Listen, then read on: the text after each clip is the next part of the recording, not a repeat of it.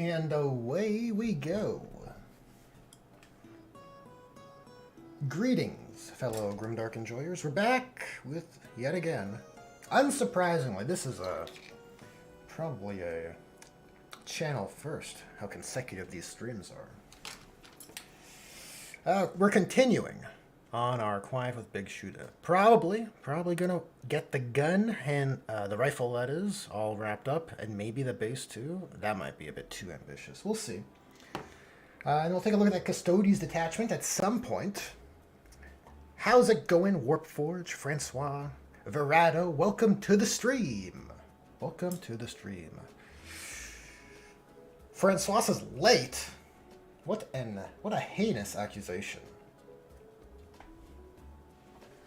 Blame the time dilation of the warp.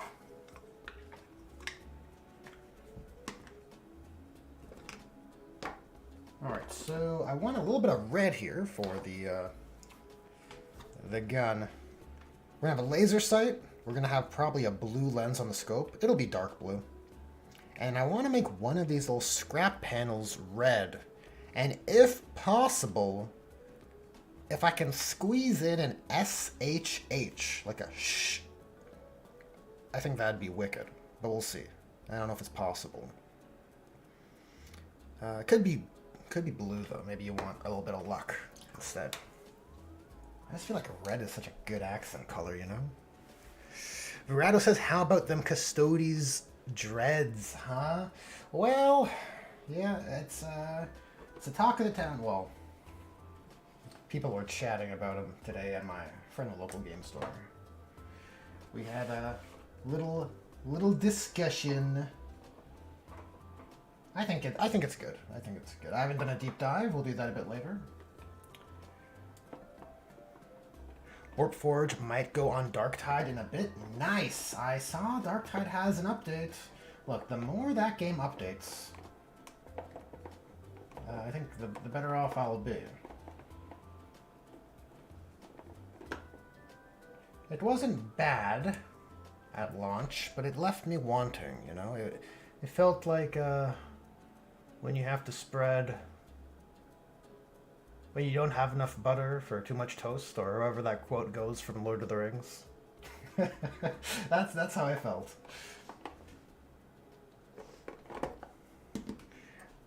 But the bolt gun in Darktide felt good. I'll say that. That was some good game feel. Tyler Chadwell, how's it going? Tyler asks, where's the model you're painting from? It's from Artel W. I have an affiliate link in the description of this video. FYI. The model is called a Beautiful Strengther, spelled how it sounds.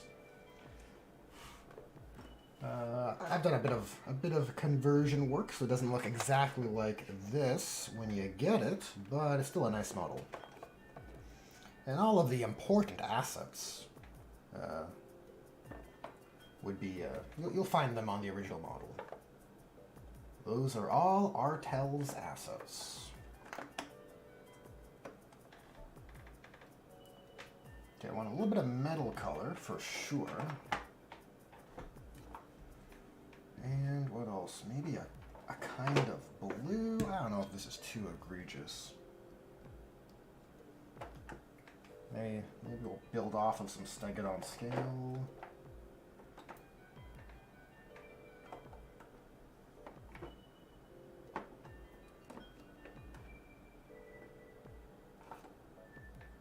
I'll try working off of deep blue. We'll see how that goes. Warpforge says, I gave it, Darktide, a 2-year break, and I really enjoy it now. Awesome, awesome. That is very encouraging, Warpforge. Very encouraging. Yeah, if it gets to, I don't know, I kind of screwed my perception a little bit by jumping into Vermintide off a Steam Summer Sale late into its content rollout. And it's just so vast. Vermintide is so vast with content, and those were my expectations with Darktide. Might have been a bit unfair with the benefits of hindsight.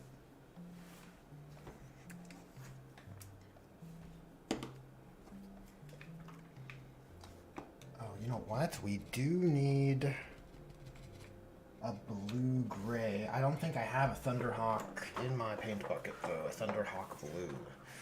Thunderhawk blue is a favorite color I like to use for edge highlighting black armor or, black components. It's pretty low saturation, pretty high in value, but we can mix our way there. We'll mix a bit of this with London Gray, and it might do the trick.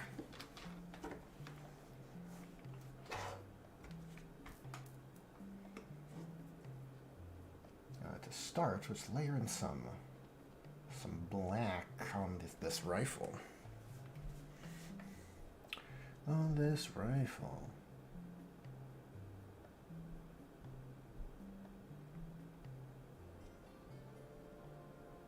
And even though it's an Eldar rifle, I don't think I need to be as neat in the application here. It is a ramshackled orc monstrosity, right?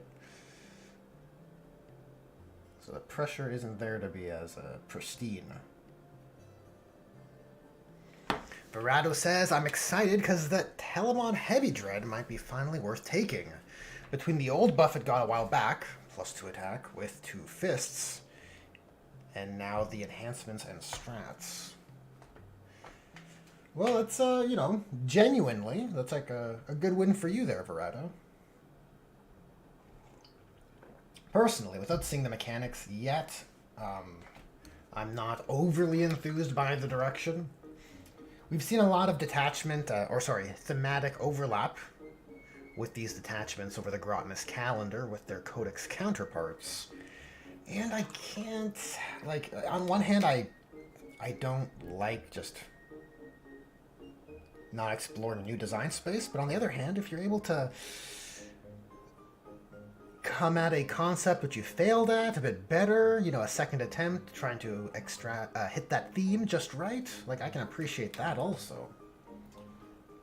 What I'm saying is, I think I would have been more enthusiastic about the concept of this detachment if it was trying to serve Talons of the Emperor. But look, we all have our biases.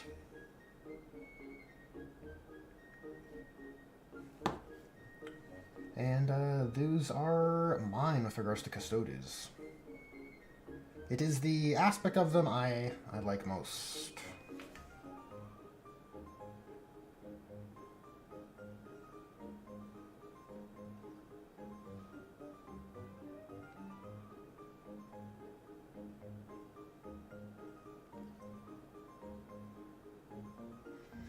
I wonder if that raised area, maybe that should just be all scuffed up and metal-like, right?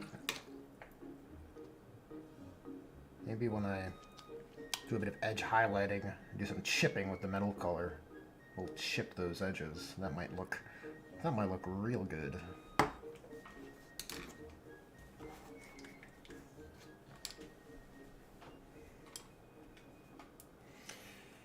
Francois says Dark Tide is a ton of fun. The only people using voice chat are people talking shit. That is the risk with the public voice chat after all. But if you find a good group of pals to play with, you just have a private voice chat on Discord, or maybe the game offers private chat channels as well. That could remedy the issue, right? Okay, so mixing the turquoise with London Gray seems to create a pretty close color to Thunderhawk. I feel like I'm getting real good at eyeballing colors.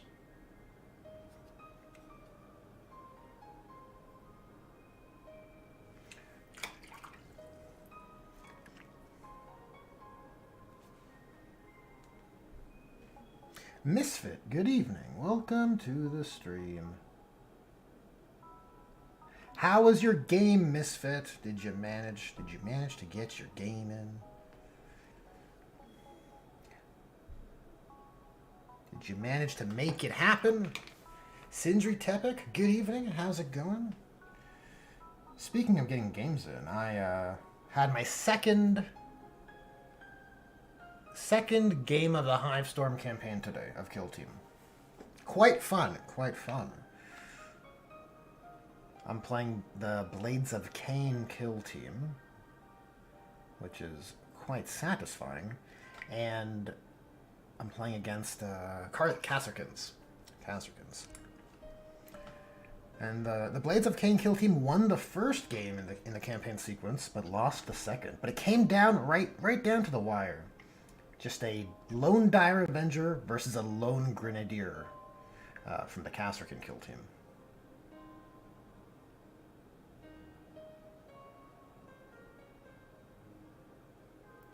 That was pretty epic stuff. Pretty epic stuff. I'm enjoying Kill Team.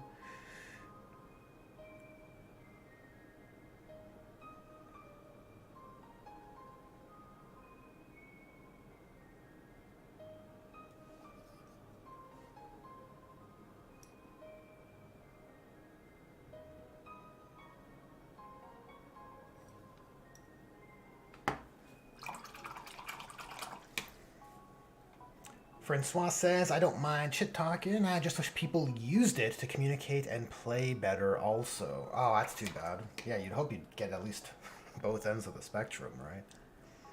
Misfit says, sadly, the 40k game didn't happen last week. Lack of communication. My cults are down to 20 neophytes to finish. Oh, very cool. Very cool. The neophytes are... I'm staring at... well, 10. 10 of them. Off camera here, and they... I'm not in a hurry to start because they have so many accessories. Oh no.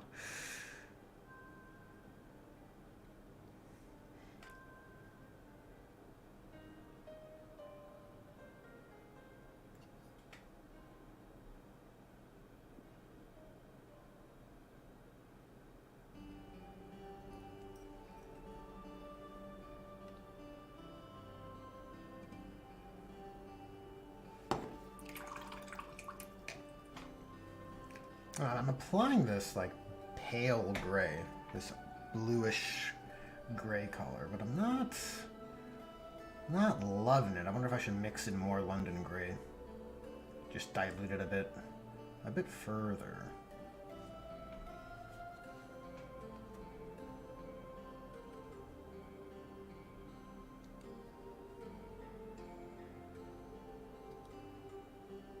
Yeah, maybe something like this is a bit better, perhaps? We're gonna have to build it up and, you know, see how it feels as we go.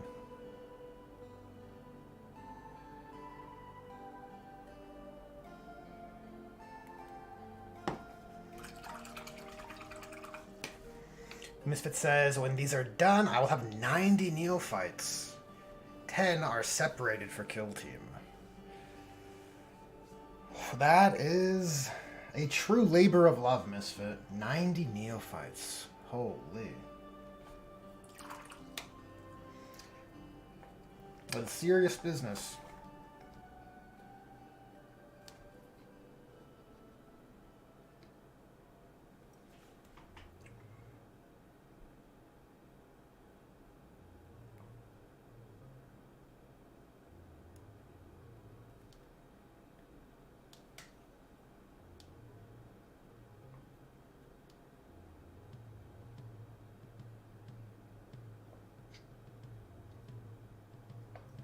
Okay, so we will need to black this out to make it consistent with the other side.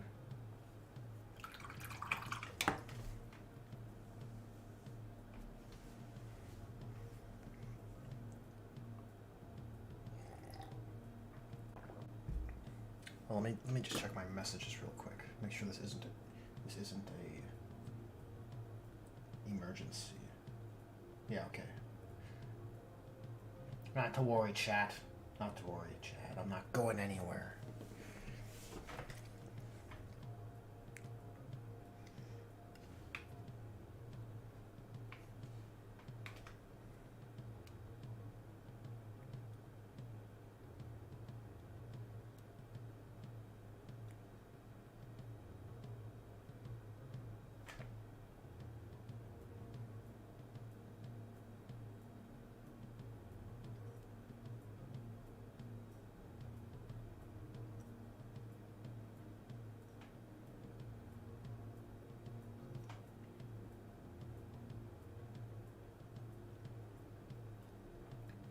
Yeah, it feels as though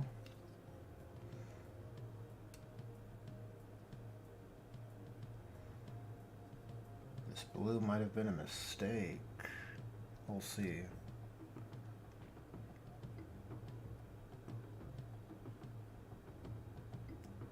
Maybe it needs to. Maybe I just need to find more edges.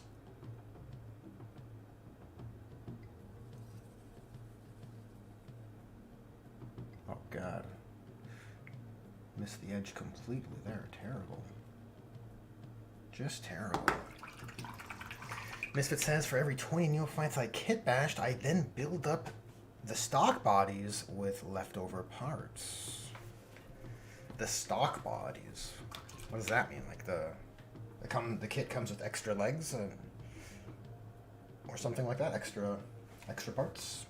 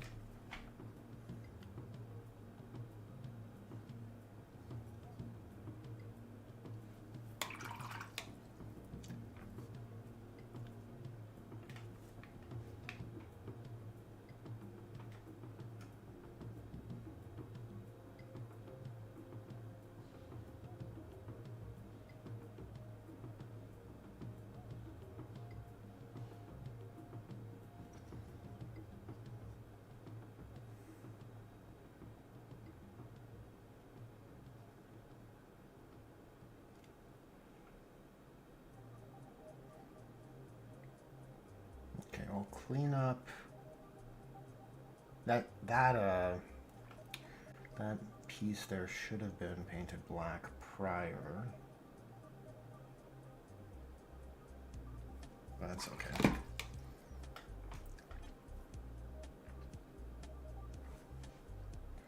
And I like the gun to look decent, and there's some open space on these panels to do a bit of scratches as well.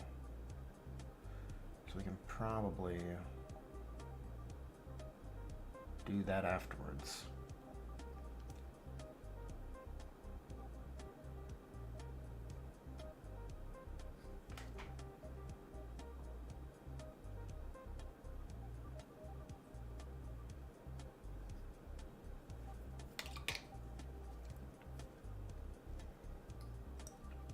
I think, while it's not a corner, I think,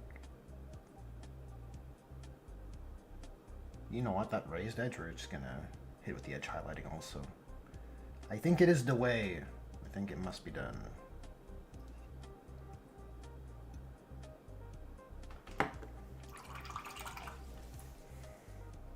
Misfit says, basically with the kit bashing, I used bodies from other kits and neophyte arms. So I did 20 with Delacu bodies and 20 with Solar Auxilia bodies. I'm pretty sure I nailed the pronunciation on that. Okay, I see what you mean there, Misfit. That's a good use of spare parts. Ensures your warrior's on point, gives you more variety in the cult. How do the Delacu models scale with the GSC? I've never seen them side by side. Are they about the same, or for some reason my perception of the Necromunda teams are that they're big? But that could just be the camera, you know? Camera adds 10 millimeters, as they say.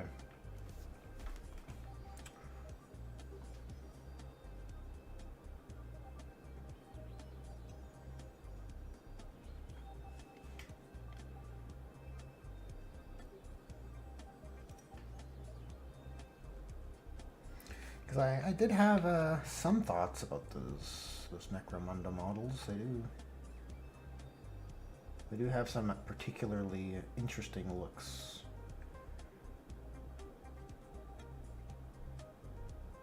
Especially that Delacu cult. Or team. Whatever you'd call them. They just remind me of creepy Resident Evil cultists.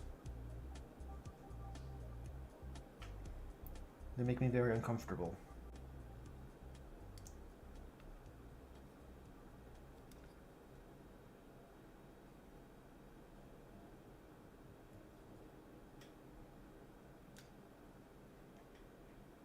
Yeah, okay. So I think after hitting most of the edges, you have to kind of seek them out on this rifle. The shape is pretty atypical compared to most Space Marine weapons. But after hitting them, I think this color's reading a bit better.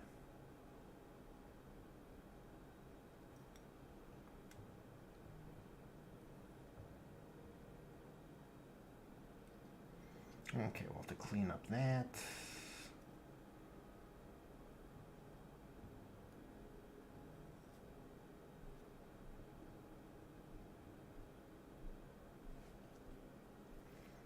And we'll probably come up this way. Got to enhance that readability, cheat a little bit. Even if you don't think light would reach those nooks and crannies, sometimes you gotta cheat a little bit.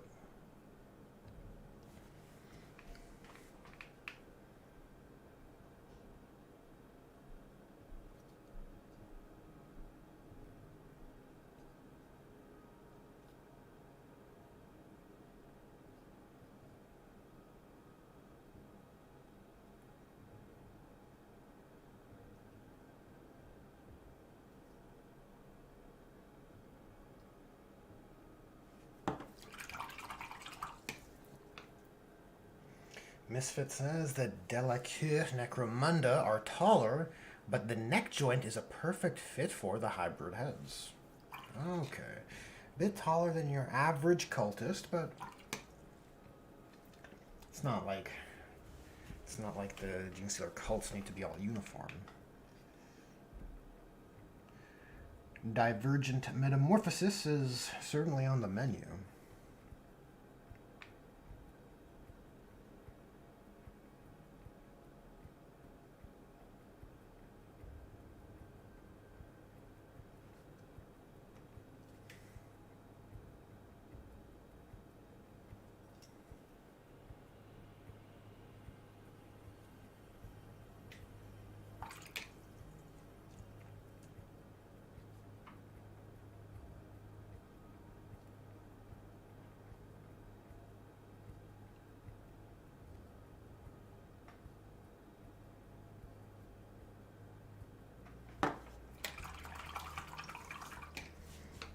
Francois says, I kitbashed one box of Sisters of Silence, 5 bodies with 15 weapons, with a box of Escher Gangers, 10 bodies for $35 for 5 of each type of Sister of Silence. Escher heads also have masks and ponytails too. They scale perfectly together. Ah, yes, I would, I don't have them side by side here, but I would feel like that lines up, right? The Sisters of Silence feel a bit taller than the GSC, a bit more of that heroic scale.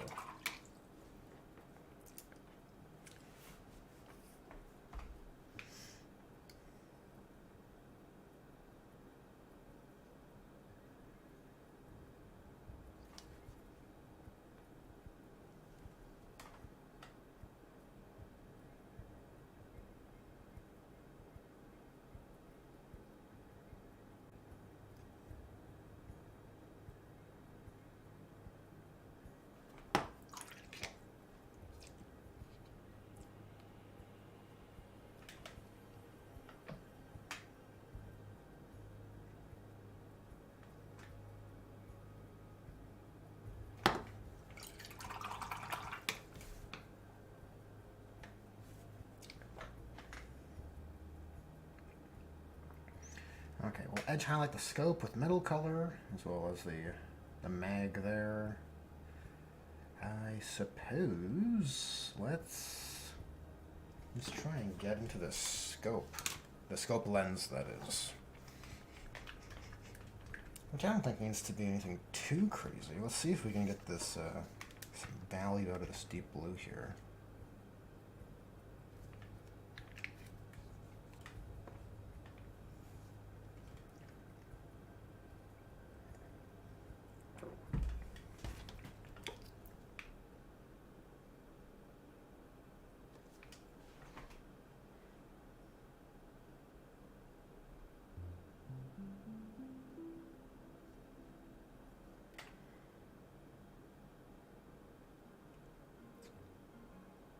It's like a neat detail, but I don't know if you typically get an angle to see it. I suppose the top one you would, right, when you're playing. Okay, now let's see if we can just dab some turquoise in the corner. That is sort of the way to do it.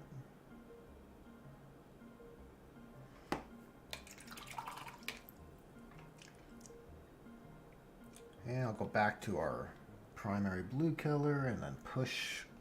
I don't even know if it's showing up as readable for you guys, but I'm trying to push the bright corner towards the bottom to create a kind of crescent.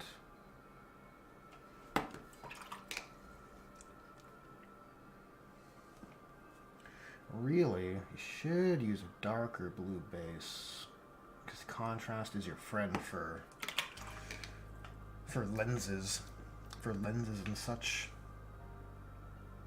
But you know how I am. I like to experiment with paints from time to time. So let's see if we can push it a bit further with the adding in some white.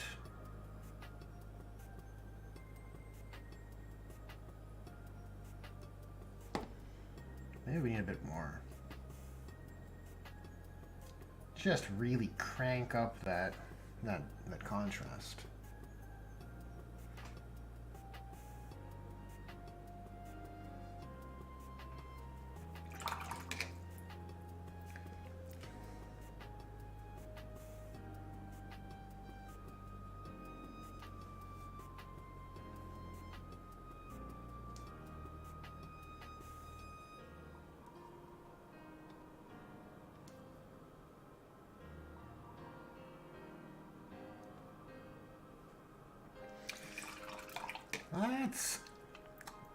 I think that might actually be adequate. Let's put a white dot on the opposite side, towards the top.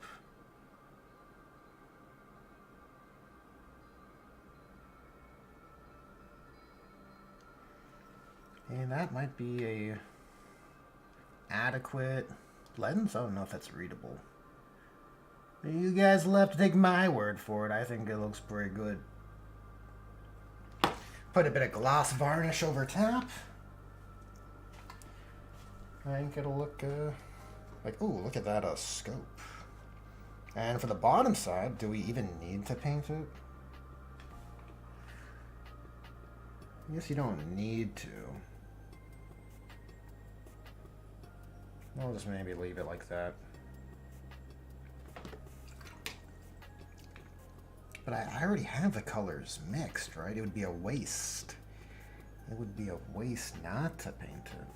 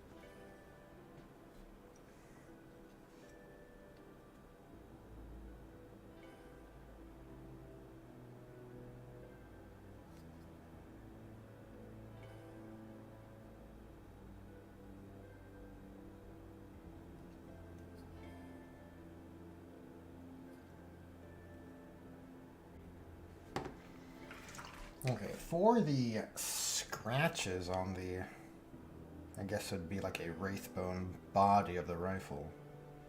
So I'm gonna mix some white into that blue-gray. And it's gonna be super, super severe. Create some pretty prominent contrast, but hopefully, if we keep the lines thin, it should look good. Yeah, so even that's too big, probably. Look, we can neaten it up. We can go back. It's not the biggest deal.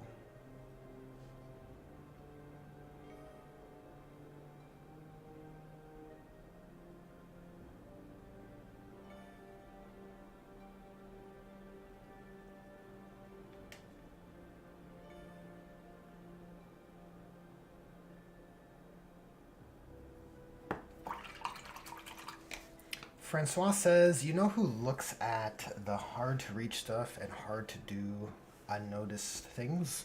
Other artists. Excellent point, Francois. They'll check. They'll check to make sure you've properly hit all those components. So, oh, look at that. You even did the bottom of the scope.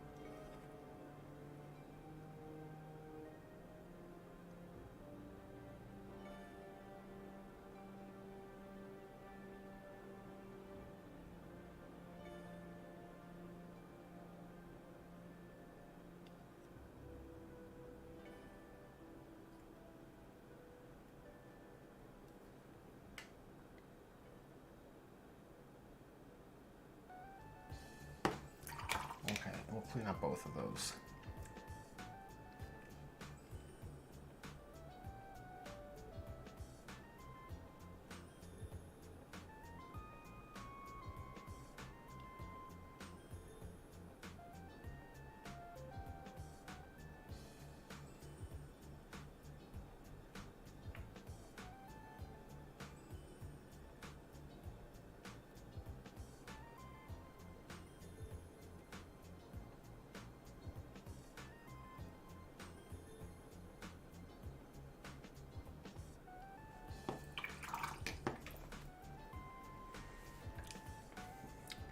Francois says, "Hey, I don't make the rules." Hey, I wasn't. Don't take it the wrong way, Francois. It's true. You're absolutely right. People who care about painting are the ones who will show appreciation for it. I think I've told my story before about how I had painted word bearers on the table, and it wasn't it wasn't like a. It was actually the models I painted on stream earlier this year, right? So they were like a half-painted army, sort of. Not my proudest moment. But I was playing against a casual friend of a friend, a casual player. And he had Tyranids, and they were just unpainted. Not even primed. And then fucking random store foot traffic person walks by and starts complimenting the Tyranids that are unpainted. And I was like, oh my god. You're just gonna ignore my partially painted army? It's the novelty. It's the novelty that gets to people. If you have a army that features any sort of novel kind of out-of-the-box material or concept or scheme, it'll just carry so much further than if you did, here's Ultramarines painted like the heavy metal team, just like on the box art, and you paint each one super well and you take your time. It just won't carry as far with the average observer. than something. I don't mean to like gimmicky sounds demeaning, so I don't mean to use that word. But something with a real hook that people aren't used to seeing, right? Like water bases is is an easy one, right? You got water effects on your bases. It's just like people are like, wow, right? It's a double-edged sword. Double-edged sword. People don't care about how nicely and how much time I put into painting my Eldar models because they just see the water bases and it gets them.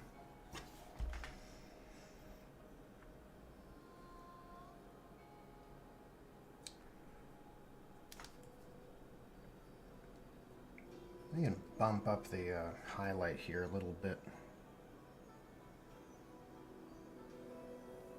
Just on that notch. Yeah, that side's looking good.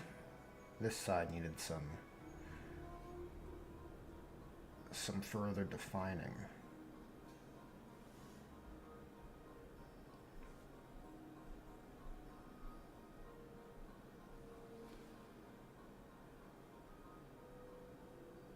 I'm actually going to use my scratch color just to bump up these nodules. I don't actually know what these are. Sometimes you see them painted like they're spirit stones. Sometimes they're just painted like the normal weapon material or the wraithbone material. Maybe it's maybe that distinction is based on if the stone is inert or not.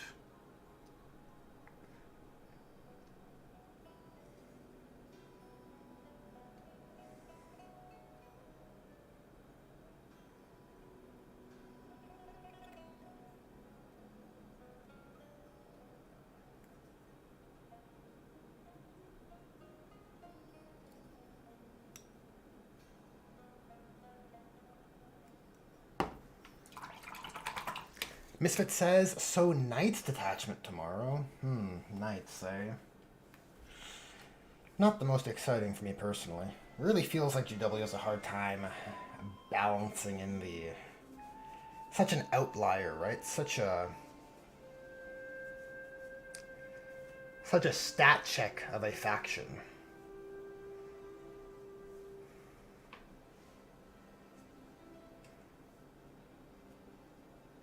But better not to start the week off on a high note, right? Set the mood pretty chill and then escalate over the week to something more exciting.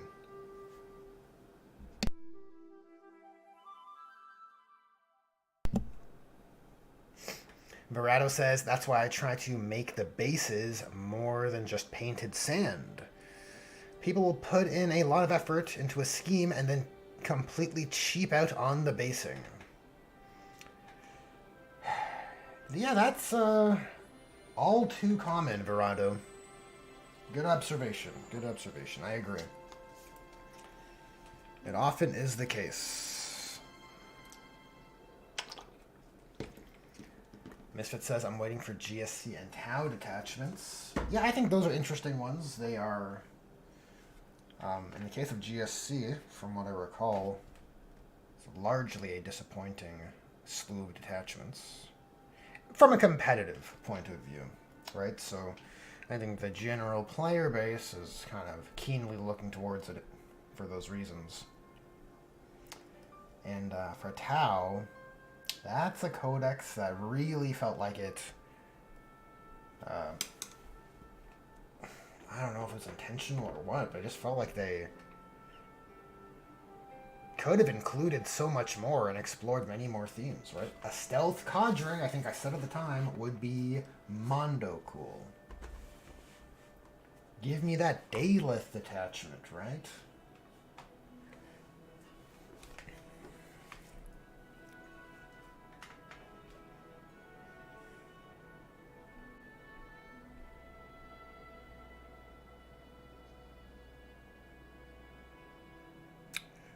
Okay. Let's get the reds. The reds out. We're going to use a bit of pure red. Good old, reliable, pure red.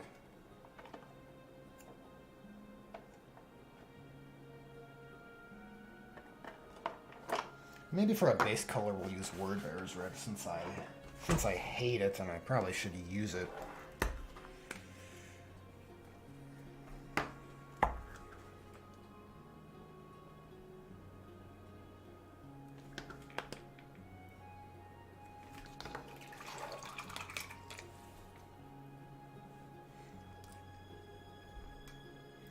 Yeah, for an Imperial Knights detachment, I don't really know what you do, honestly.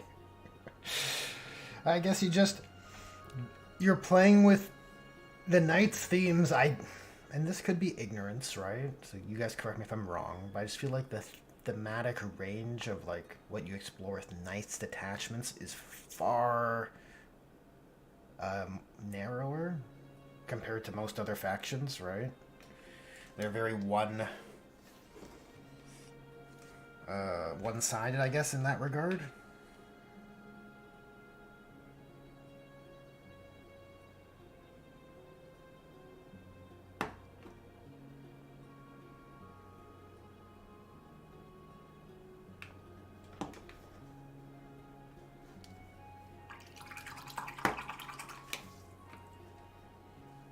So I think more Knights detachments just turns into different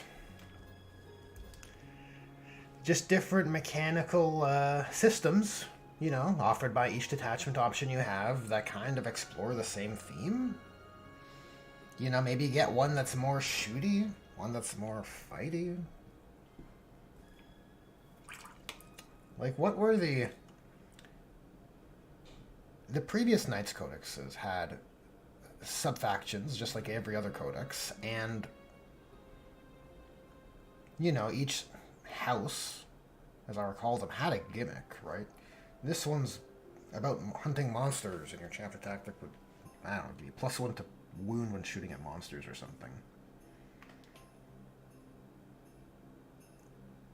I guess you go that route, but it feels so much,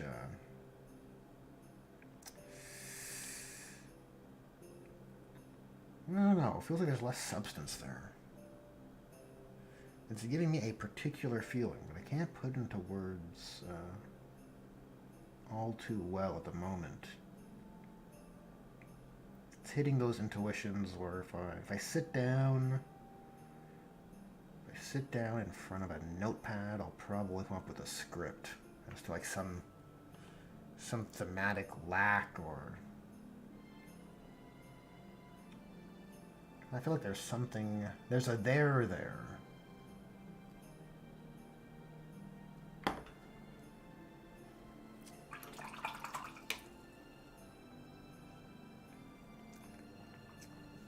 Yeah, you know what? I am digging that scope. Oh, you guys can't see. It's super far away out of focus. I think it's, I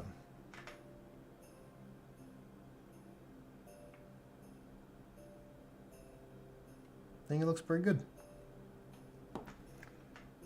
Better in person. I feel like I say that all too often.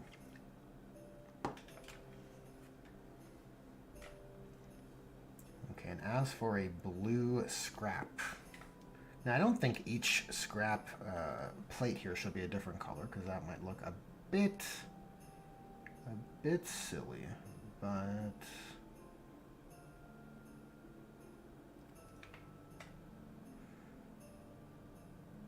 I think just one accent color might look good.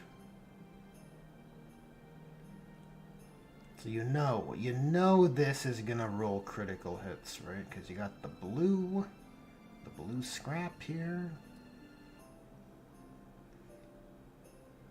Those are the rules.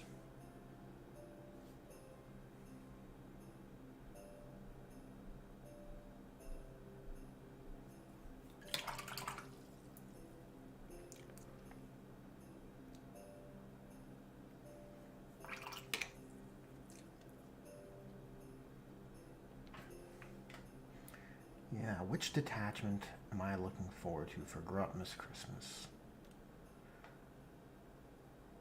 In terms of playing, I don't think any. Kind of enjoying this kill team arc. But I suppose it'd be good if the word bearers got a detachment. A demon keyword focused detachment. I think that would be my wish, my one wish that I would make.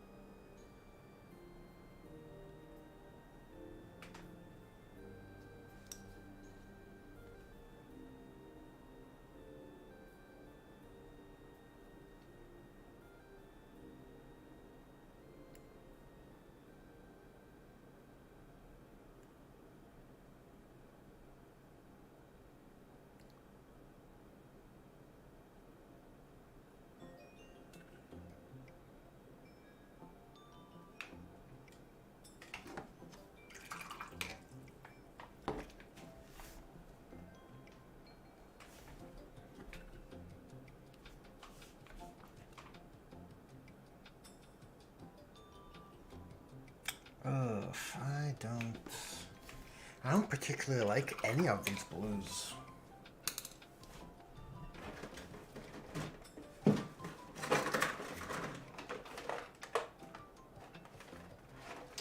Nothing in the reserve pot either.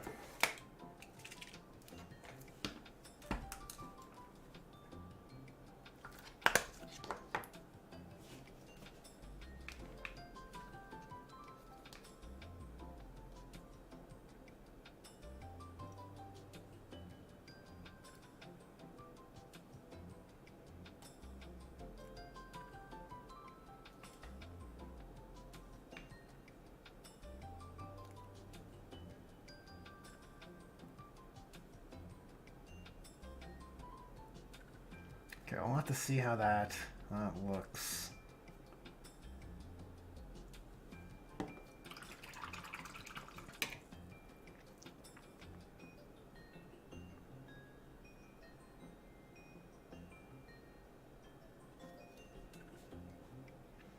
I think ideally I'd want a fairly dark blue with like high saturation, like a kind of like a Night Lord's blue base color.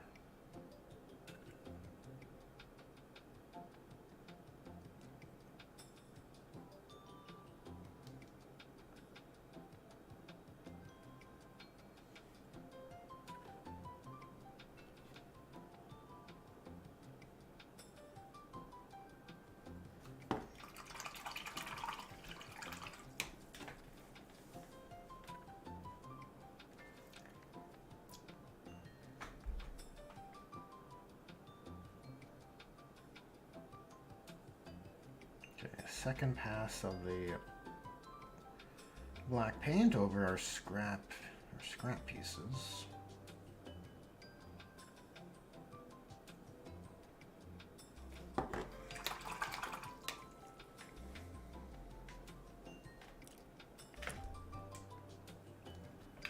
And from there,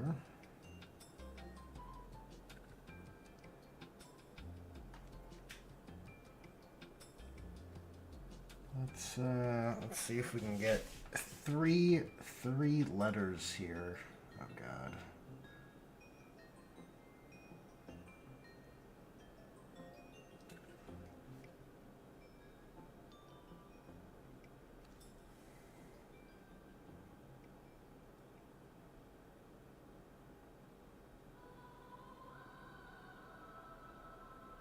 Oh, the spacing's already off. No, what have I done?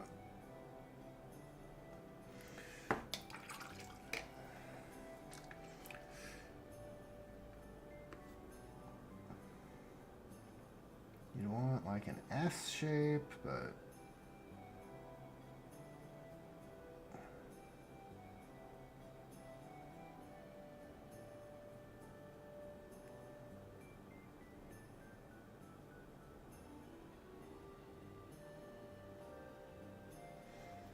I think that S might be the right size, but those H's are just so wide.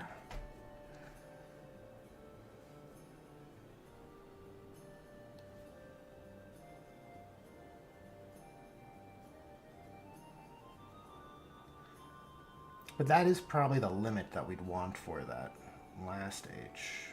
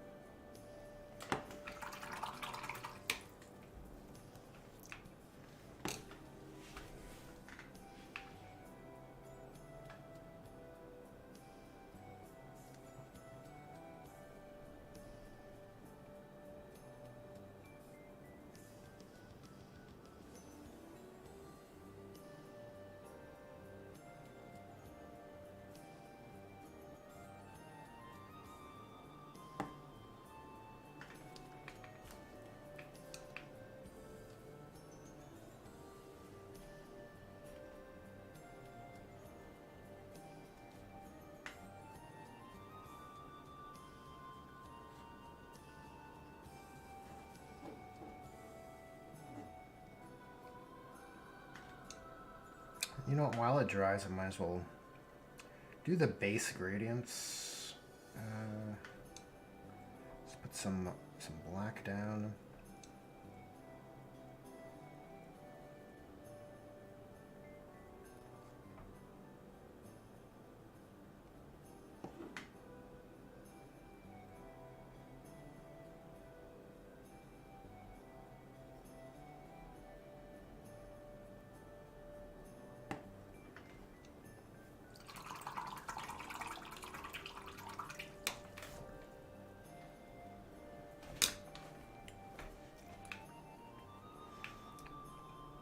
Okay, looks like we're ready for a second attempt.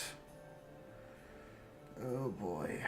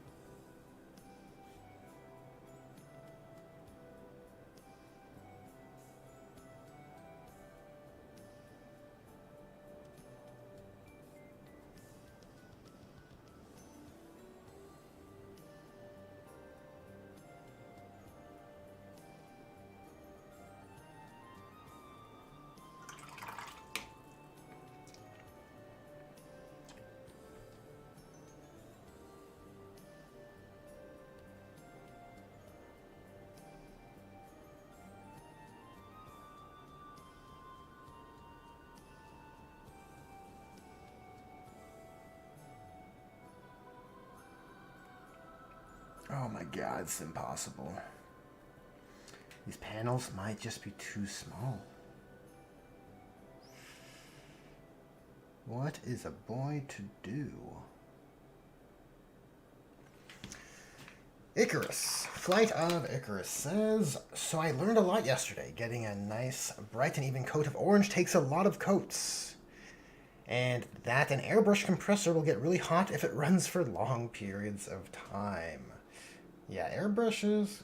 the airbrush compressor can get pretty, pretty hot pretty quick. I did see your Vespid, though. I did see your Vespid, Icarus. That's shaping up. You got some nice orange on them.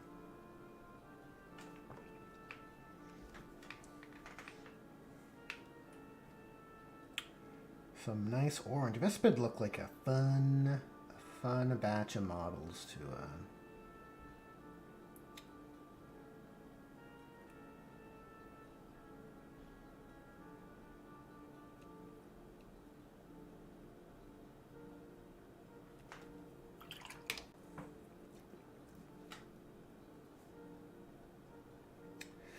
a fun batch of models to paint. That's the end of that sentence.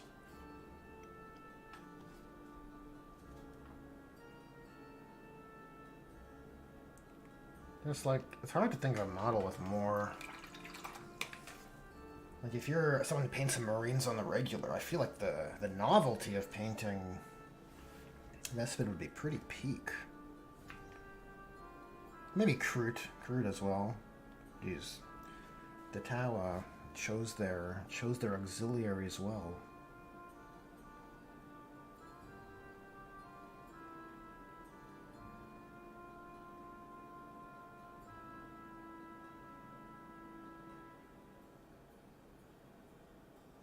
Oh god. It's impossible. Just gonna have to make everything smaller. To shrink it all down.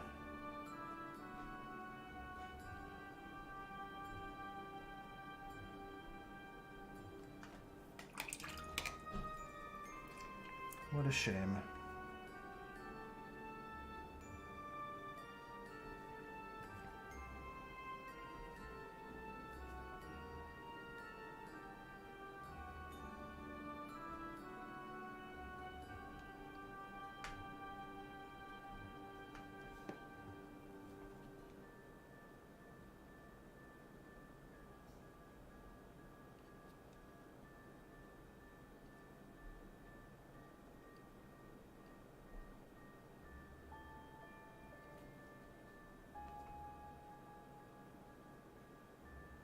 Yeah, I was hoping to finish at least the lettering of the gun before looking at the detachment.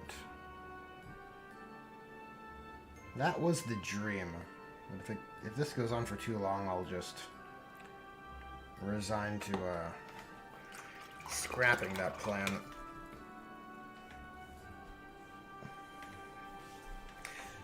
Flight of Icarus says, honestly, one of the perks of Kill Team is that you can really flex into different color schemes and paint styles on a regular basis. Absolutely, Icarus. I could not agree more.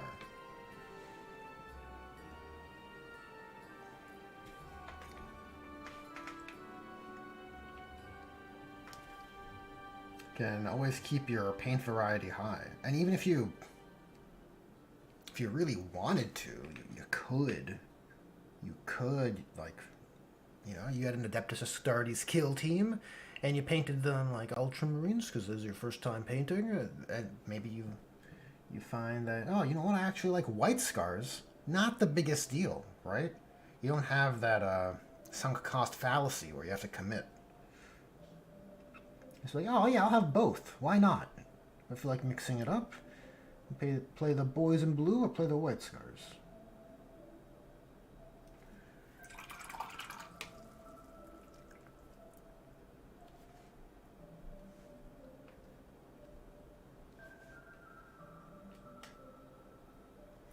I'm feeling so nervous about these letters. I'm gonna refresh my white paint. That's what we're gonna do. That's what we're gonna do. You know what? We won't even use white. We'll use gray. Let's set ourselves up for success, right?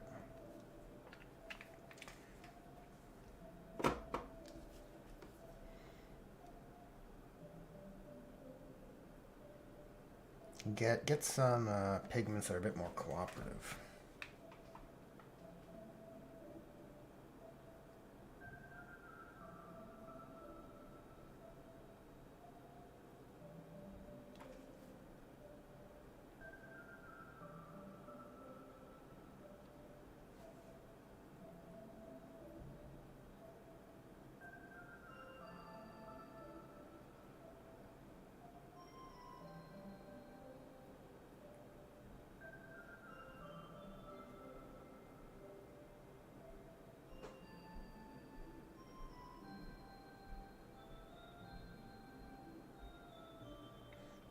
Okay, so everything's gonna fit. Just the question is, will it even be legible?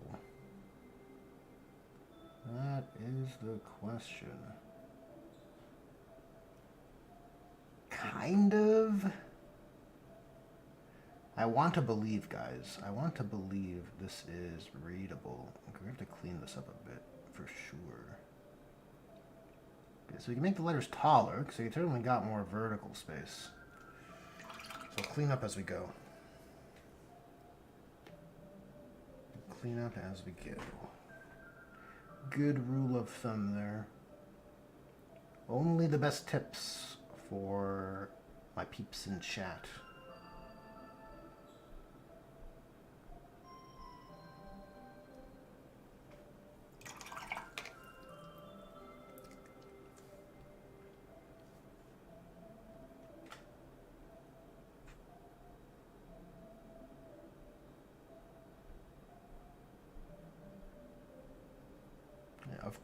Of course, orcs write in English. Because of course.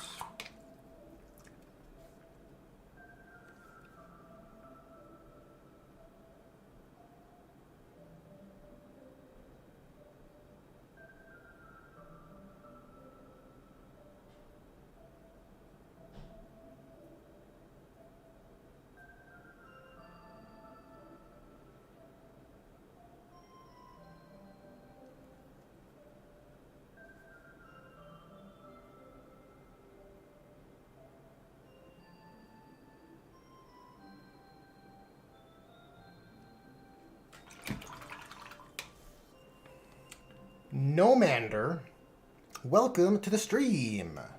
Who's the babe? Asks Nomander. This is well, it's a quiet with a big shooter. It counts as for a commando boy with big shooter. Designed, or I guess attempting to evoke and reference quiet from Metal Gear Solid 5 for my Metal Gear adjacently themed Orcs kill team. Though my big boss isn't really viable in kill team, so he'll have to be on the comms giving orders, right? Maybe having a little codec call mid battle.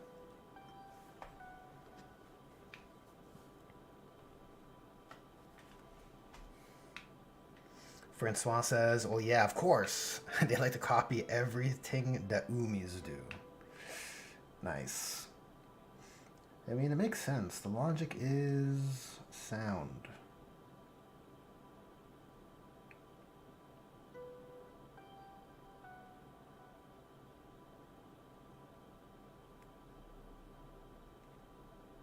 If we can just tighten up these letters a little bit, I think I'll be able to move on. I think we'll finally take a look at that detachment. See what all the hubbub's about.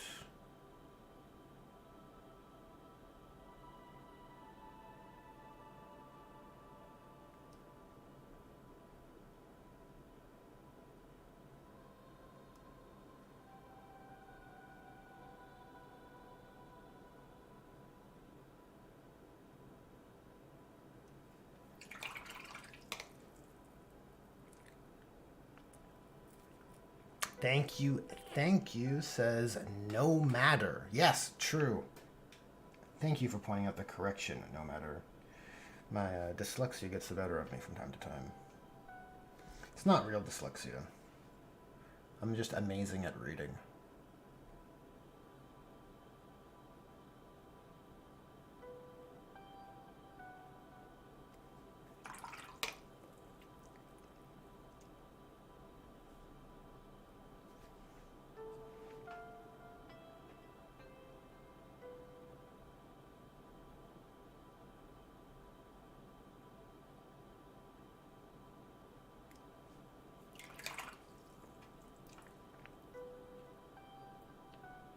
Brighten up our text a little bit and do another trace, and then maybe we'll take a break, look at those rules, and then see how this looks with fresh eyes.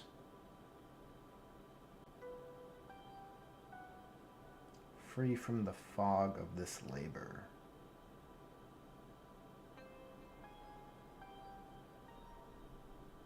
I feel like the white paint just makes everything worse.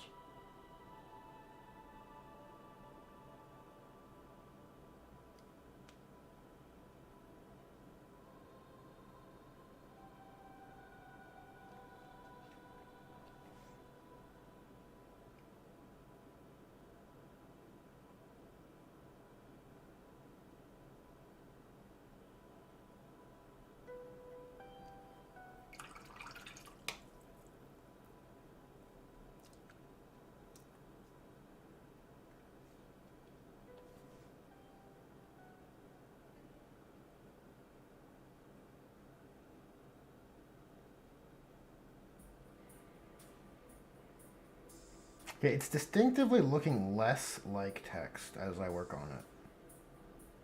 Which is to say it's not going well.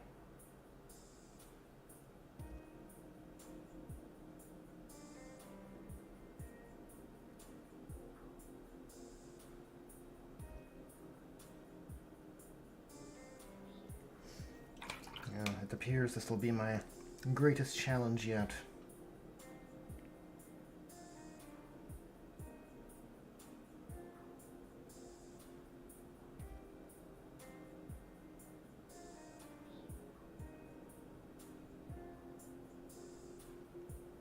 Okay, we're gonna have to like push that H right to the edge of that bolt, I think.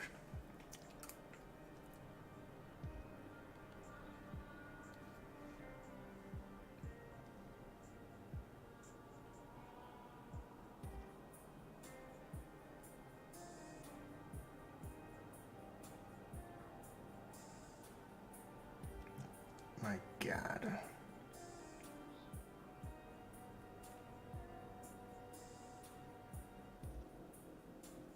Jesus.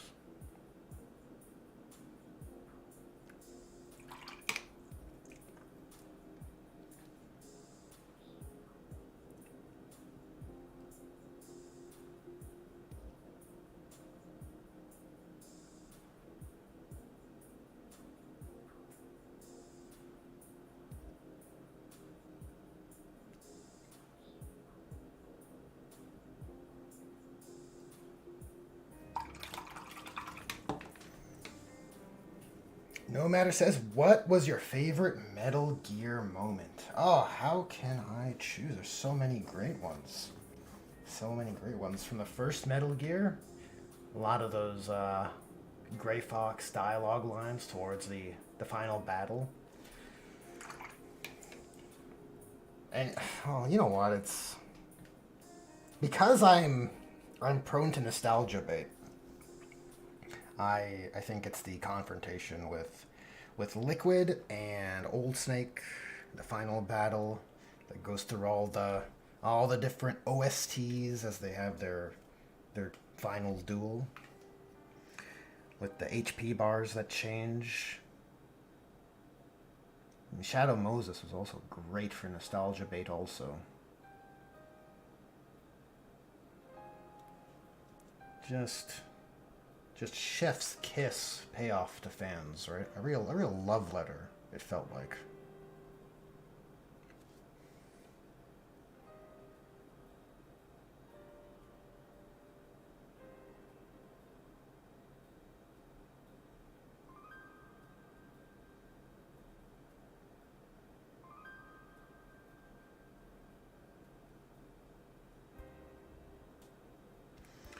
think we're on the path.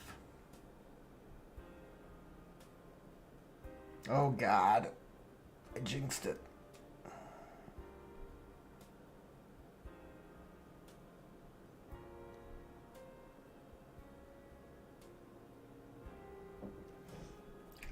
It's the thickest letter.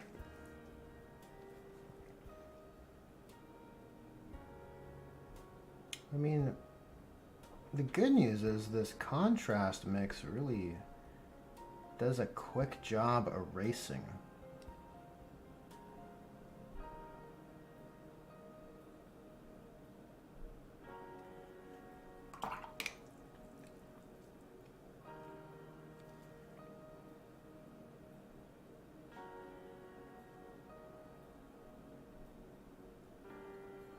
I was so dialed in here, I wasn't even sure if I was in frame.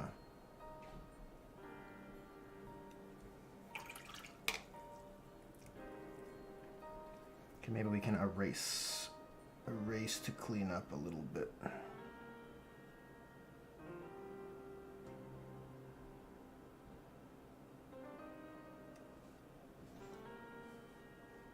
No matter says brother, liquid. Love it. Yep. There's a lot of moments in Metal Gear Solid 2 I like as well.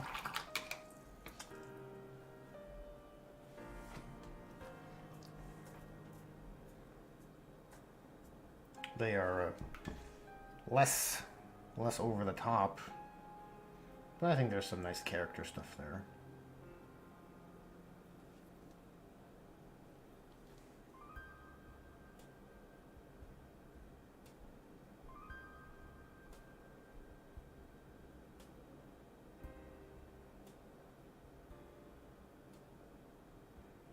Oh God. Okay, we'll make the final connection. Let's see.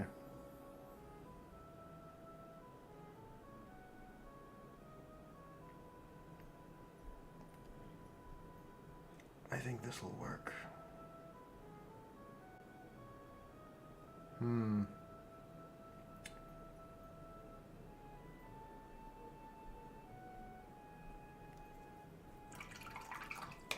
I don't know. We'll take a break. We'll take a break and come back to it. Let's take a look at that detachment.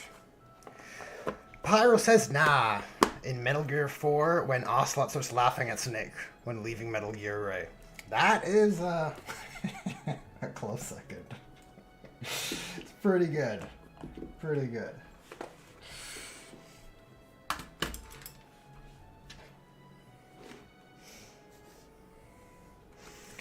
Okay, let us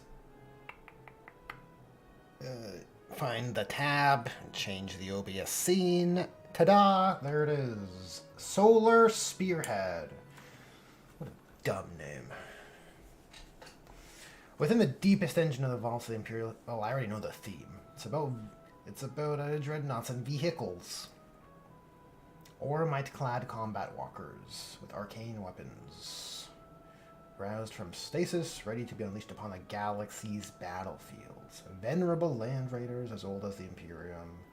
Yeah, their vehicles are good. Their vehicles are the best shit. Same theme as a Necron's detachment. How fun.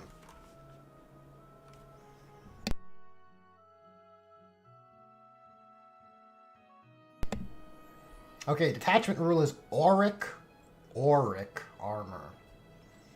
While an Adeptus Custodes vehicle unit from your army is at starting strength, at full life, unless that unit is an aircraft or it is battle shocked, add 2 to the OC characteristic of models in that unit. Okay, so you're at full strength, you stand defiant. You stand in place of the Emperor, because he can't stand. We have a bunch of bullets here. While an Adeptus Custodes vehicle unit from your army is below starting strength. Okay, so once you start taking damage, you reroll a hit roll of 1 each time you make an attack. So shooting, fighting. You're more reliable. You hit on 2s. So you're basically never gonna miss. Right? They put a -1 on you. You're still as reliable as a Marine. What a world to live in. While an Adeptus Custodes vehicle unit from your army is below half strength, each time a model in that unit makes an attack, reroll a hit roll of 1 and a wound roll of 1. Okay, so you just get more rerolls as you degrade. It's not like the Repulsor Executioner that gets its rerolls when you're below half strength. See, they accounted for it. They gave you something when you're a little bit hurt, and then even when you're full life, you get, you know, more OC. It's never a bad thing to have more OC. And what's the other rule here? Moritoi. What a weird word. How do you pronounce that? Moritoi. Ancients. Add 2 inches to the move characteristic of models in Adeptus Custodes Walker units from your army, and add 1 to advance and charge rolls. So your dreadnoughts move 2, advance 1, so every time you advance, it's always going to be basically like +3 minimum. Crazy. And charge rolls, if you have advance and charge in here, very tasty. Even your deep strike and charge, if you have deep strike for dreadnoughts in here, you know, +1 to charge is helpful. Still don't like it. Still don't like deep striking and charging. Pyro says, hello there. Pyro says, listening to Can when you're talking about makes it sound like you're reading either an OP1 or a horrible one. It's really funny. Well, I'm glad you appreciate it, Pyro. Contemptor chassis are now movement 8 and Telemons are movement 10. Yeah, that is what you would want. It's weird. Dreadnoughts are walkers, but they walk at normal infantry speed. Is that... Well, Custodes walkers should be better, because they are debesed, right? I guess you can wear 6-inch box dreadnought walking speed because they're so cumbersome and, they're lacking knees, so I guess it's okay. But the Contemptor is pretty tall. It's got articulation. It should move 8 regularly. At least 7. Right? I don't know. I guess it's debatable. Okay, let's look at enhancements. Adamantine Talisman. Adeptus Custodes model only. Improve the attacks, strength, and damage characteristic of melee weapons equipped by the bearer by 1. Yeah. Super jealous. Super jealous. Just like the Salamander's enhancement. +3 strength. I would... you spreading those values over attacks, strength, and damage, or in the case of the... Was it Necrons? It was... Or Death Watch yesterday, it was strength, AP, and damage. Much more preferable, in my opinion. I'm jealous of Adamantine Talisman, for sure. Oh yeah, important note here. Keywords. In the Muster Army step, you can select 2 walkers to gain character. This means that the selected models can be given enhancements, and one of them can be selected as your warlord. Interesting. So you can do a Dread War, Dread Spam list. Like, it's good for the meme-themey thematic list build, that's for sure, right? This detachment comes out, it's in the codex, you make a thematic list build video, and it's all walkers. You probably could, because I'd imagine they're fairly expensive. Even though you have 4? 2 Achilles types, the Telebon, and then basic Contemptor. Anyways, Augury Uplink, Adeptus Custodes model only. Again, the bear has a 5-up Feel No Pain. Oh my god. So good. So good. Super tough dreadnoughts, right? Well, it's not super tough, but you know, your vehicle stat checking people on your dreadnoughts. You have invulnerable save probably because they're Custodes dreadnoughts, and feel no pain for one of them. Yeah, that's a pain to shift, and it helps meter up the damage for your to keep you at half strength instead of dying, which could be very helpful. I missed one part below the dread speed buff. Oh yeah, the keywords. I went back for that. That must be time dilation from the warp. From the warp. Honored Fallen. Custodes, a vehicle model only. While a friendly Adeptus Custodes infantry or Adeptus Custodes mounted unit is within 6 inches of the bearer, each time a model makes an attack, reroll a hit roll of 1. Oh look! Wisdom of the Ancients! It's there. You get it back. That old rule.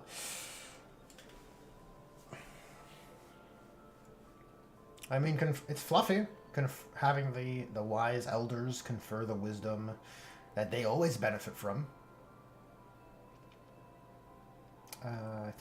to their younger kin, their younger brethren. That's probably the right term. Oh my god, what the fuck is this? How do I... Veteran of the Cataphractoi. Cataphractoi. Jesus. Okay. Custodes infantry or mounted only. Okay, so this is for your shield captives, maybe blade champions. In your movement phase, select one Adeptus Custodes vehicle or Custodes mounted unit within 6 inches of the bearer. Until the start of the next command phase, it is eligible to shoot in a turn in which it fell back.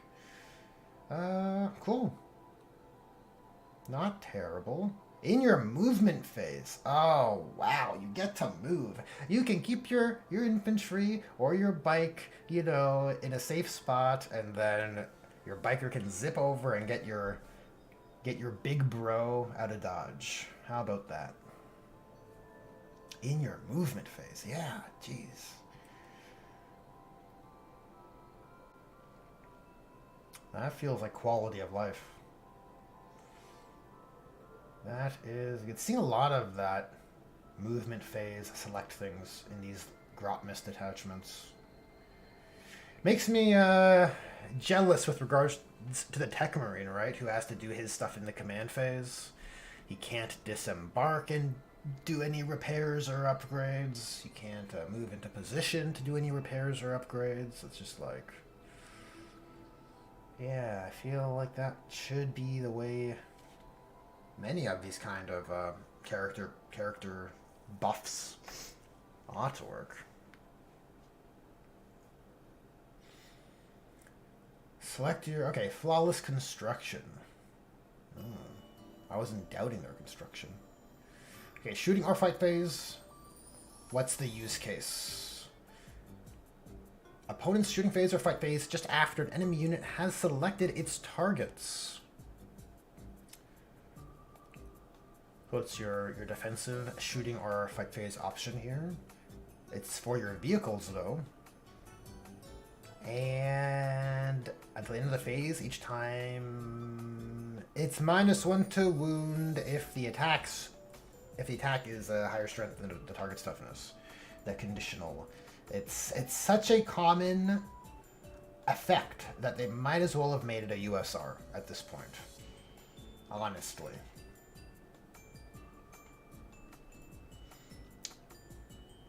Emperor... It's not bad. That's my thought, my review. Good to have in your back pocket, okay? Emperor's Vengeance, fight phase, just after the enemy has selected its targets. Okay, another reactive, but for fight phase. But this is for any unit. Until the end of the phase, each time a model in your unit is destroyed, if that model has not fought this phase, roll a d6, adding 1 to the result if your unit was a walker. On a 4+, do not remove it from play. The destroyed model can fight after the attacking unit has finished making its attacks. Okay. Cool, cool, I guess. Look, fighting on death is nice.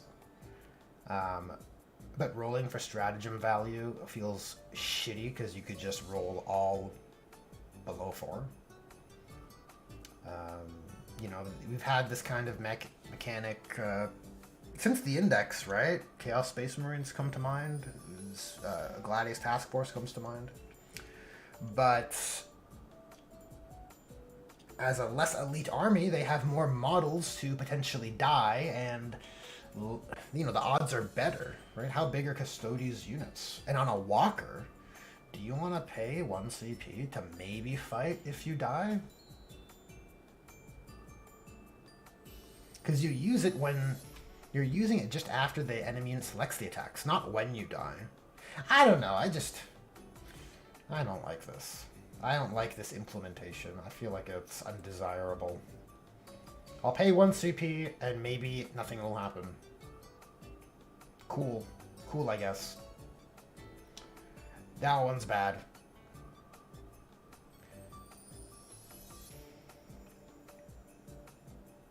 Just let them fight, right? You make it 2 CP like Gladius Task Force and just fight on death.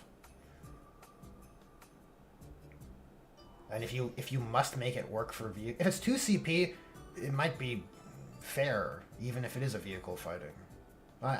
Maybe, right? Or you can meter it out. You could dial it back. You know, limit the amount of attacks you could make. Whatever. There's a better way to do this stratagem. Anyways, Wrathful Advance. Fight phase stratagem. Just before one of your units piles in.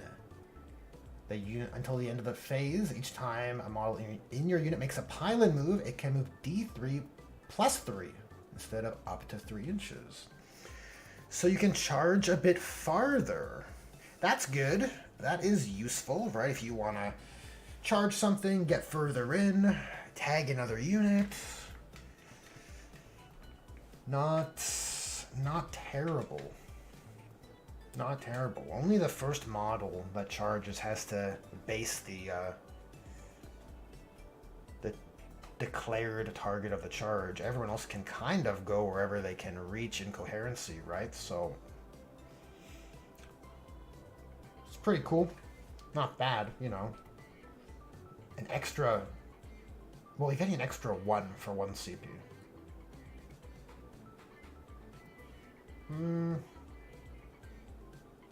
Maybe I'm not seeing the full picture with this one, but I'm not my initial evaluation here, for what it's worth, is not overly impressed. Is 1 CP for, like, if you roll the 1, so now you pile in 4 inches, is that good? Maybe if something is just 1 inch away, but you don't know what your charge roll. Well, you've already charged, so you know where you are, and then you choose if you want to use it. Yeah, you know what? It's fine. It's fine, because if it's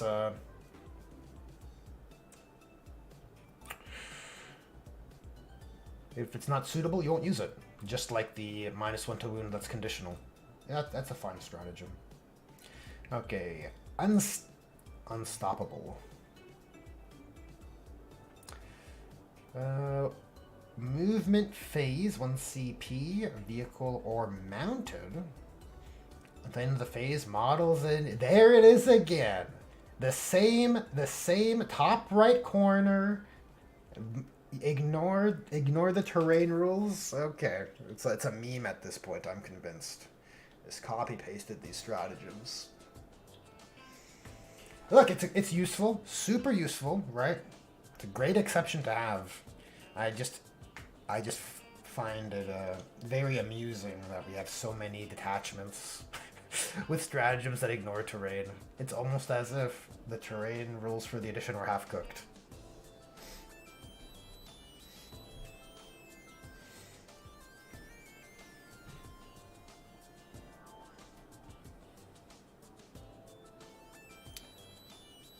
Relentless Persecution. Your movement phase, another movement phase, not bad. Just after an Adeptus Custodes unit advances. It's a Adeptus Custodes vehicle unit advances.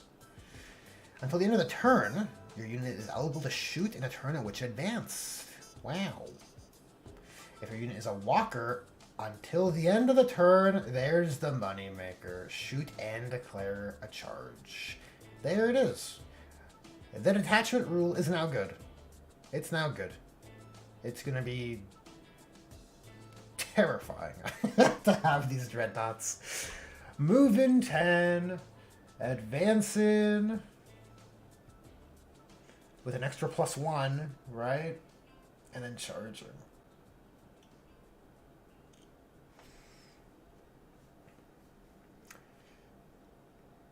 And punishment inescapable. In your shooting phase, an Adeptus Custodes unit from your army that has not been selected to shoot, an offensive shooting booster. Until the end of the phase, ranged weapons equipped by models in your unit have the ignores cover ability, which is nice. Quality of life, you know, if they're benefiting from cover, you'll opt for it. And until the end of the phase, each time a model in your unit makes an attack, you can ignore any modifiers to that attack's ballistic skill, characteristic, or any modifier to the hit roll. How fucking rude. So never mind. You're hitting on 2s or rolling 1s, and if anyone has like, oh, I have -1 and I worsen your ballistic skill, you say, no, you don't. Terrible.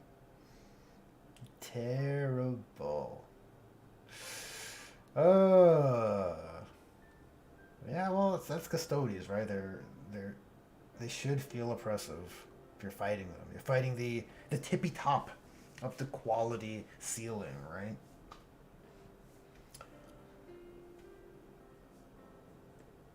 Jeez. Okay, well, there's that attachment. Look, I don't think this is bad. I think it's fine. It's perfectly efficable. It has a good meme, right? It's the dread list. The thematic list build for just dreadnoughts. It's 3 minutes and we're done. Yeah. I still think I enjoyed the Thousand Suns one more, as far as like the one that wins my thematic heart. Necrons feels very strong, stronger maybe.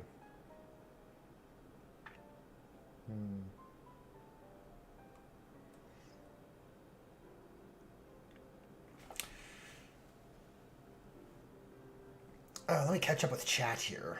Let's turn off the rules PDF.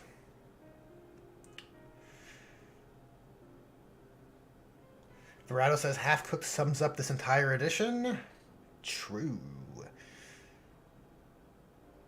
10 movement 10. Telemon with +1 advance in charge of ghosting through walls. Yep. He will be the Kool-Aid man that we've always longed for. Francois says 7th edition had great terrain rules. Their only problem was they required a 10th grade reading comprehension level.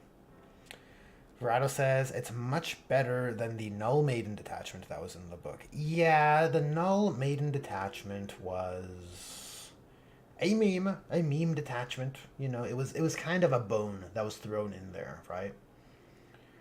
Not really intended to be competitive in that sense.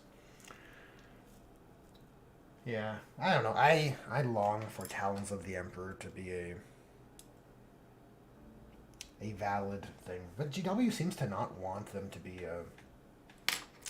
wholly integrated. You know, not like a.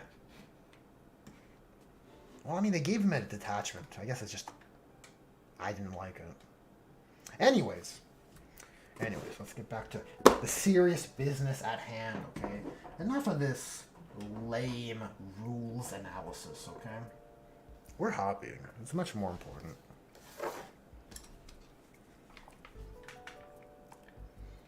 Okay, so I want to believe that's a readable shh.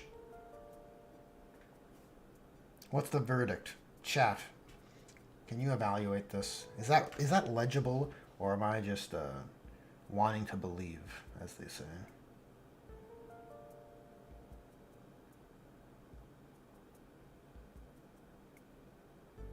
Try neaten that up a little bit.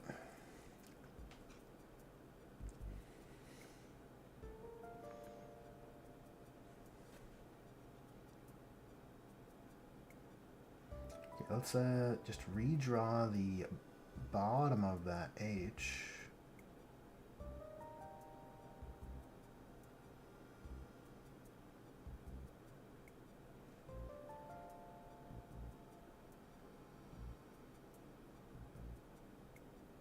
Damn, this is tricky. Pyrus says, up close? Yeah. Frado says, it sort of reads like shh, but also at a glance looks like tally marks. Yeah, I was kind of getting that vibe. I was kind of leaning that way. Okay, so you know what? Well, tally marks isn't the worst, right? A little Easter egg, I guess, for people.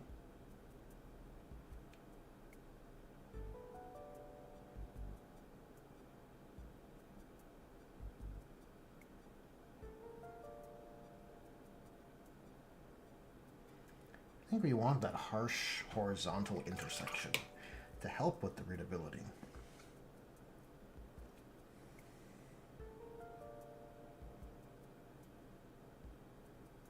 Man, that bolt is screwing me up.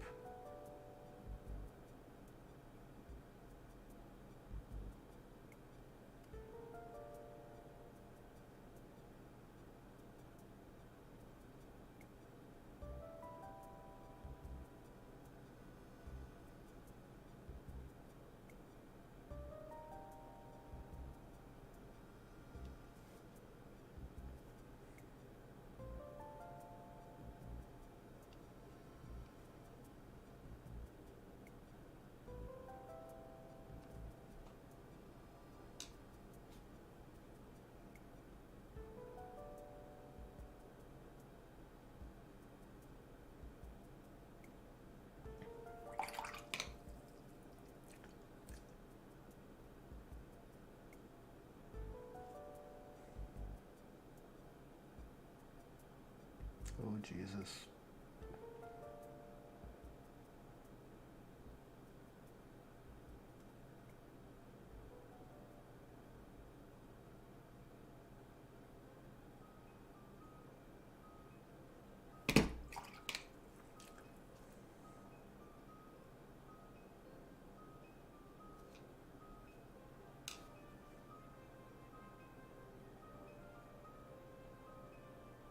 You know what? I think we'll maybe just chill on that for a bit.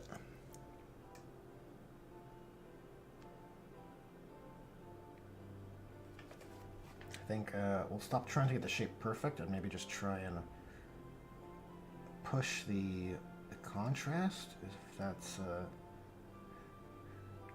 within grasp.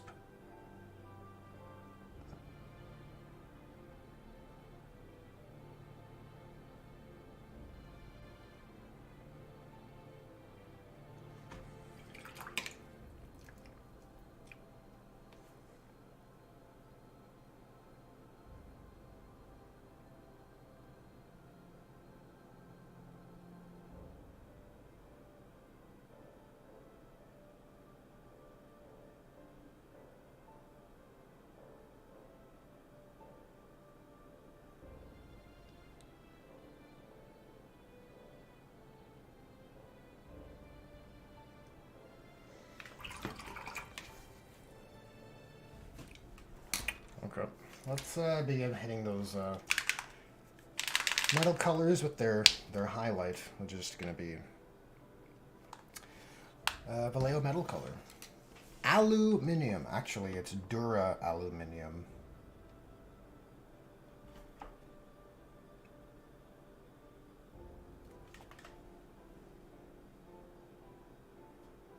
Okay, so I'm going to basically just edge highlight these scrap plates so they look a bit more scrappy. Well, it does help the readability, certainly.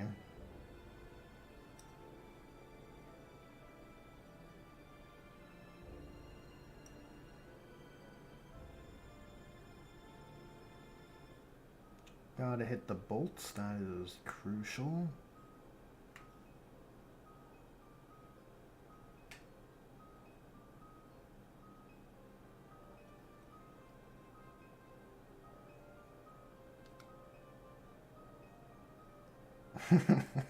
I'm just mucking up the work I have previously done. Okay.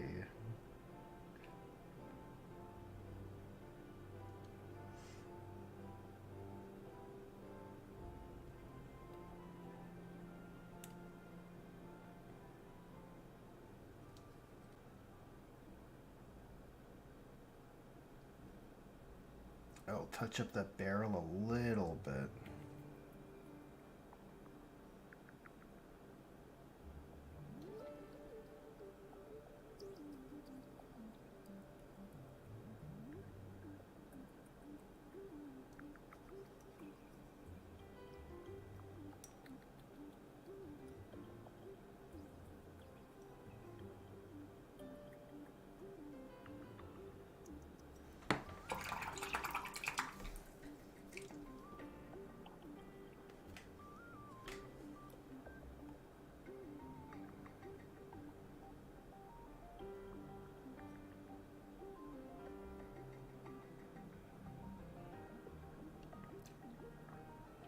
Alright.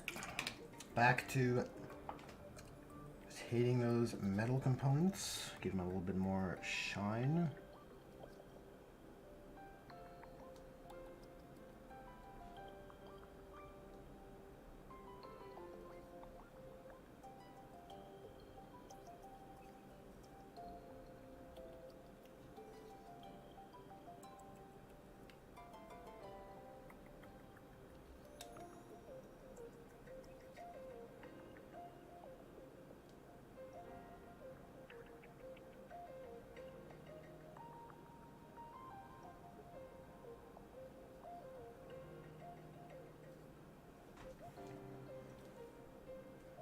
And with regards to these knobs, I think we want to probably pick them out.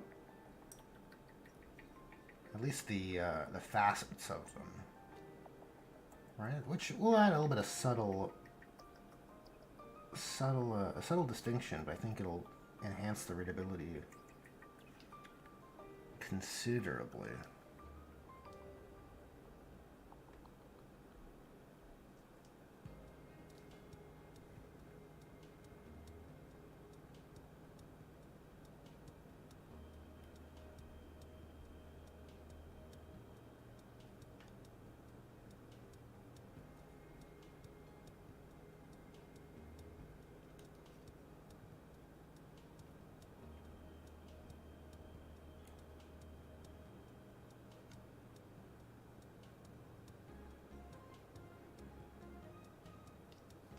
The outer edge of the scopes.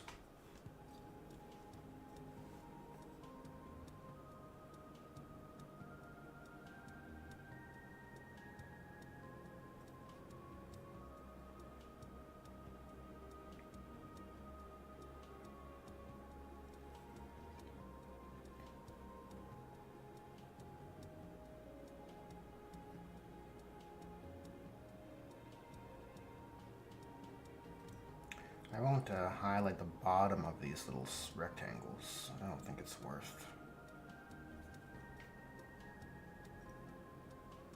Don't think it's worth giving that the attention.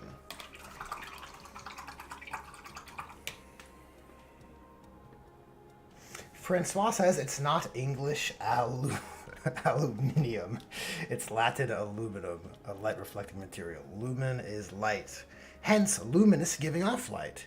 It's luminous, not luminous. True.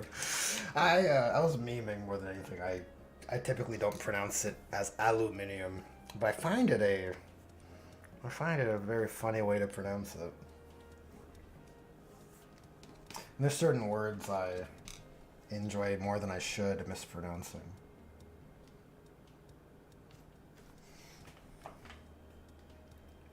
Or I guess maybe pronouncing incorrectly.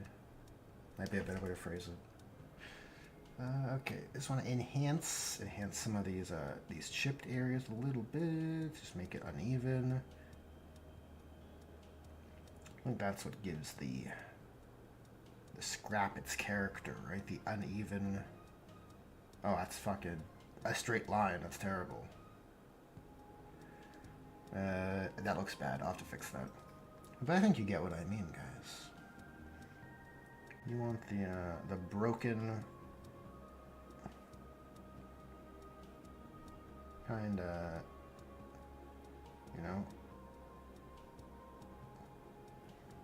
scratches, the broken finish of paint being scraped.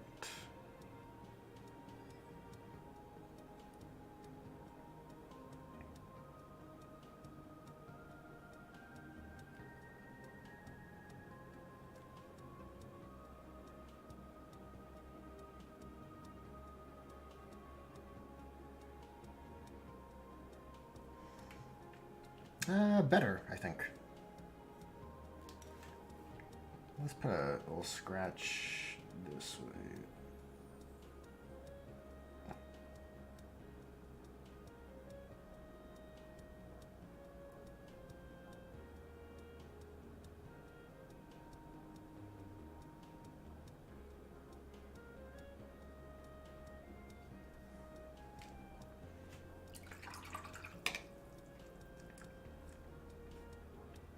This will break up this corner.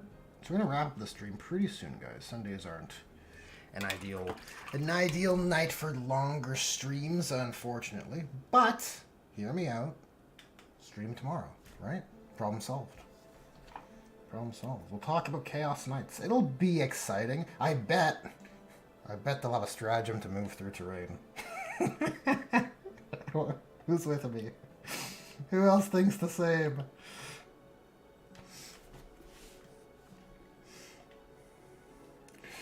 I don't know.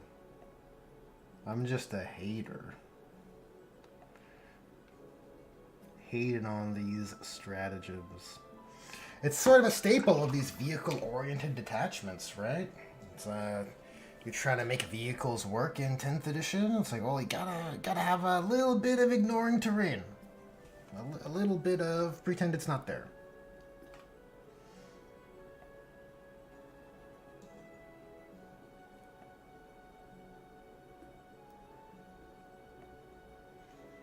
I feel like this is par for the course for GW though, right? Like, I think it was 8th edition, Knights Codex. It's like, oh, now with my stratagem, my knights can finally fight marines on the second floors of buildings. I think there were stratagems like that.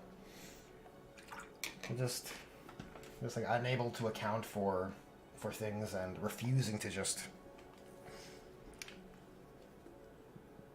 improve the state of the core rules to facilitate the needs of those units, right?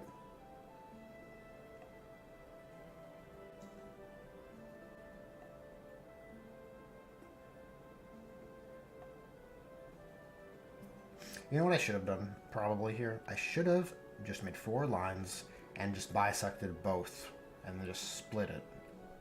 That's what I should have done. Be way less work. But I think everything on the gun is in place, pretty much how I'd want it. I think it looks pretty cool for like a looted, scrapped together ranger rifle. Maybe put a bit of gloss varnish on here. That might help that that lens, give it that lens effect. Help with the readability. Do you guys have any gloss varnish recommendations? I have this gloss medium from Vallejo, but I don't particularly like it.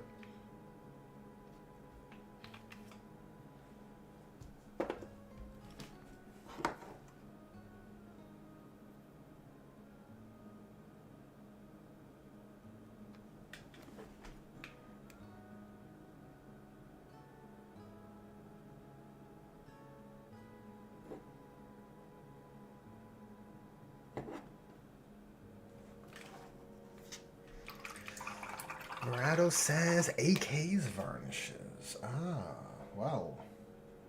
Next time I find myself at an AK paint rack, I'll keep that in mind. Yeah, you know what? I have a couple AK paints, and I do like them. I should have guessed.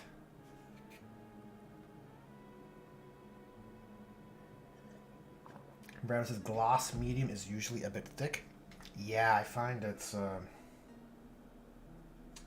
pretty thick. But you can see it's kind of dried already. Well, it's lost its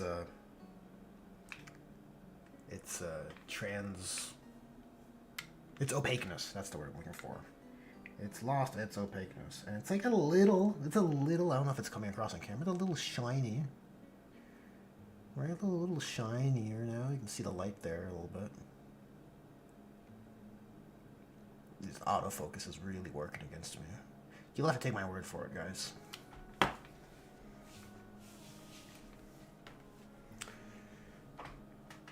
Maybe I'll post a community. I'll do a community post with some better lighting and show the shh and the scope. Maybe I'll do just that. Anyways, guys, we're gonna wrap it up here. Thanks to everyone. Hold on. If you made it to the end of the stream, you guys are the real hobby heroes. And thanks to everyone who tuned in, shared in the hobby camaraderie, and liked and subscribed and chatted and all that good algorithm interaction stuff. It's very much appreciated. Here's the wall of honor, and tomorrow we'll be streaming at the usual Monday time, and I'll catch you in the next one.